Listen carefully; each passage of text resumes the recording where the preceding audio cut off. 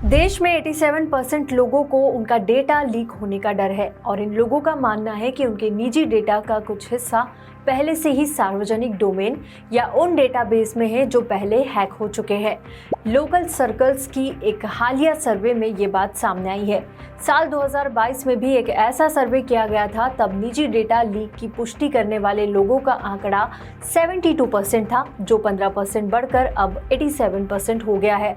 सर्वे के मुताबिक इन 87% लोगों में से आधे यानी 100 में से 44 लोगों का कहना है कि उनका आधार या पैन कार्ड या फिर दोनों डिटेल्स लीक हो चुकी है। लोग इस डेटा ब्रीच के लिए सरकार की विभिन्न एजेंसियों, टेलीकॉम कंपनियों, बैंक और ई-कॉमर्स प्लेटफॉर्म्स को जिम्मेदार मानते हैं। बिना किसी से नंबर साझा किए हुए ही लोगों को धार्मिक और सामाजिक संस्थाओं से डोनेशन के लिए कॉल और मैसेजेस आते रहते हैं। महाकुंभ के दौरान भी कई लोगों को अनजान नंबरों से व्हाट्सएप मैसेजेस मिले, जिनमें उनसे दान करने की मांग की गई। देश में हाल के महीनों में कई बड़े डेटा लीक के मामले सामने आए हैं, जिससे डेटा सुरक्षा कानून को लेकर उसकी ज़रूरत और ज़्यादा बढ़ गई है, महसूस होने लगी है। अक्टूबर 2024 में भारत की सबसे बड़ी हेल्थ इंश्योरेंस कंपनियों में से एक स्टार हेल्थ इंश्योरेंस एक बड़े डेटा ब्रीच का शिकार हुई, जिससे करीब 3 करोड़ ग्राहकों की निजी जानकारी लीक हो गई। क्लाउड एसीएक्स की रिपोर्ट के अनुसार 2023 में 75 करोड़ भारतीयों की निजी जानकारी एक साइबर हमले के कारण लीक हो गई थी। इसमें नाम, नंबर, पता और आधार डिटेल्स शामिल थी।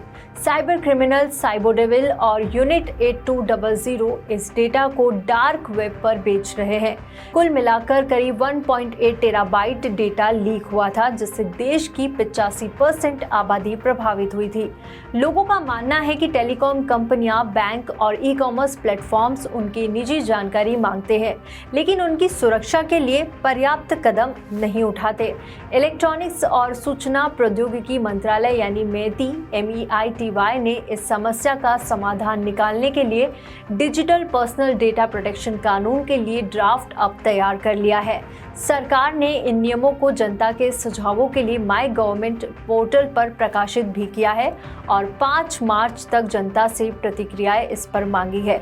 डेटा प्राइवेसी पर आप क्या सोचते हैं? क्या आप भी इस तरह से डेटा लीक का शिकार हुए हैं? तो हमें कमेंट करके ज़रूर बताइए और अपने काम की खबरों के लिए NDTV प्रॉफिट हिंदी को सब्सक्राइब ज़रूर कीजिए।